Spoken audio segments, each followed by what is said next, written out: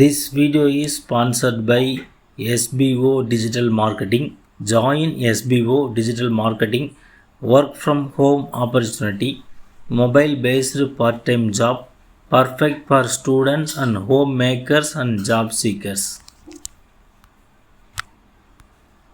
Skip பண்ணாதீங்க, பெரிய தப்பு. தினம் 300 ரூபாய் சம்பாதிக்க அரிய வாய்ப்பு. இன்ஸ்டாகிராம், ஃபேஸ்புக் பயன்படுத்த தெரிந்தால் போதும். Content post and content publishing மூலமா தினம் 300 ரூபாய் சம்பாதிக்கலாம். இந்த வேலை செய்ய 5 நிமிடம் போதும். Work training support, group communication support, all language customer live chat support, முக்கியமா சொந்தமா ஒரு பிசினஸ் ஸ்டார்ட் பண்ற அளவுக்கு உங்களால கற்றுக்கொள்ளவும் முடியும், சம்பாதிக்கவும் முடியும். இந்த வேலை வாய்ப்பு வழங்குவது 5 வருடத்திற்கு மேல ரன் ஆகிட்டு இருக்க நம்ம தமிழ்நாட்டு company school of business organisation private limited. மேலும் விவரங்களுக்கு டிஸ்கிரிப்ஷன்ல கொடுத்திருக்க நம்பருக்கு வாட்ஸ்அப் பண்ணுங்க. Welcome to Tamil book reading. இன்றைக்கி நம்ம பார்க்கக்கூடிய புத்தகம் எந்த புத்தகம் அப்படின்னு பார்த்தீங்கன்னா, அன்புள்ள சித்தப்பா அப்படிங்கிற புத்தகத்தினுடைய விமர்சனம் தான் இன்றைக்கி நம்ம இந்த வீடியோவில் வந்து பார்க்க போகிறோம். சரிங்களா? அன்புள்ள சித்தப்பா என்பது ஒரு நாவல். ஒரு இளைஞன் மற்றும் அவனது துப்பறியும் சித்தப்பா ஆகிய இருவரை சுற்றி நடக்கும் கதை. இந்த நாவல் வழக்கமான துப்பறியும் கதைகளைப் போல கொலை, மர்மம், பதற்றம் நிறைந்ததாக இல்லாமல் நகைச்சுவை மற்றும் சுவாரஸ்யமான திருப்பங்களுடன் அமைக்கப்பட்டுள்ளது. இந்த கதையினுடைய மாந்தர்கள் யார் யாருன்னு பார்த்தீங்கன்னா, ராமன் அப்படிங்கிறவர். கதையின் கதாநாயகன் இவர் தாங்க. ஒரு இளைஞன் எதிர்பாராமல் ஒரு கொலை வழக்கில் சிக்கிக்கிறானுங்க. அவருடைய சித்தப்பா, அதாவது ராமனின் சித்தப்பா, இவரே ஒரு ஓய்வு பெற்ற துப்பறியும் நிபுணர். கதையின் முக்கியமான முடிச்சுகளை அவிழ்ப்பவர்.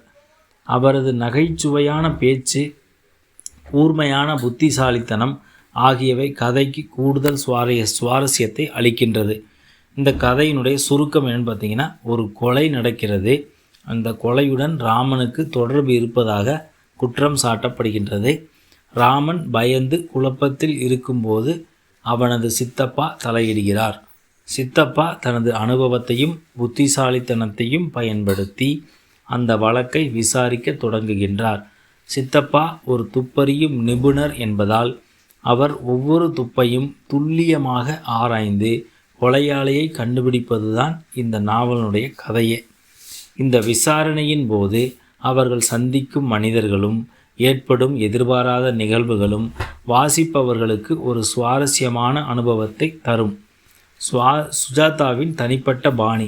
இந்த நாவலில் எழுத்தாளர் சுஜாதாவின் தனித்துவமான எழுத்து நடை தெளிவாக தெரிகின்றது.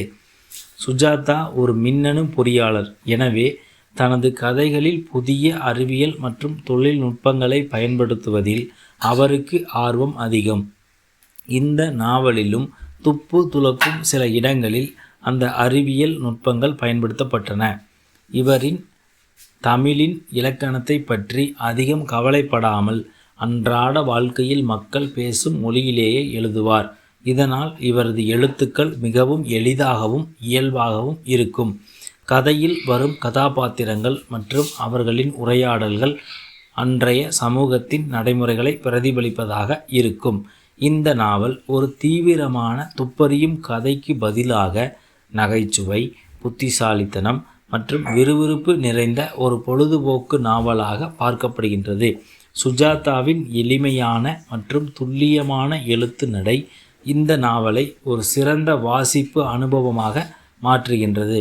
ஓகேவா நண்பர்களே, அனைவரும் இந்த புத்தகத்தை படித்து பாருங்கள். ரொம்ப நல்ல இன்ட்ரெஸ்டிங்காக இருக்குங்க.